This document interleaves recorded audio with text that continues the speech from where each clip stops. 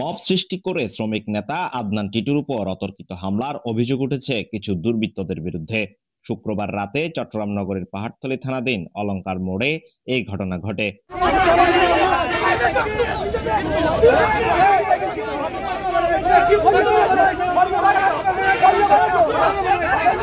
ভুক্তভোগী আদনান টিটু জানান, শুক্রবার রাতে শ্রমিক সংগঠনের মিটিংয়ে কথা বলতে গেলে জীবনের নেতৃত্বে রাসু, বাবলু সহ বেশ কয়েকজন তার উপর অতর্কিত হামলা চালায়।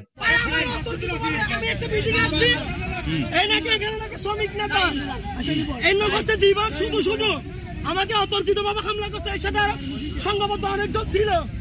তো আমার উপর আগে অনেকবার আমার কাছে কল করেছে, বাবুল নামের এক ব্যক্তি আমাকে মোবাইলে হুমকি দিচ্ছে। এরপরে আরো একবার ফজরে আমার অপহরণ করার চেষ্টা করছে। আজকে আমি একটা মিটিং এ আসার পর জীবন নামে এক ব্যক্তি আমার তার সাথে সংঘবদ্ধ কিছু ছিল, তারা এসে আমার উপর অতর্কিতভাবে হামলা করছে। হামলাকারী রাসু জানায়, টিটু তাদের কাছে 1 লাখ টাকা চাঁদা চেয়েছে, তাই তার উপর হামলা হয়েছে।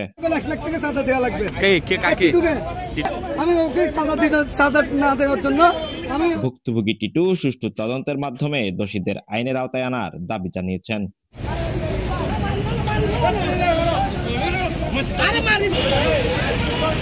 Desk report, news BD 24।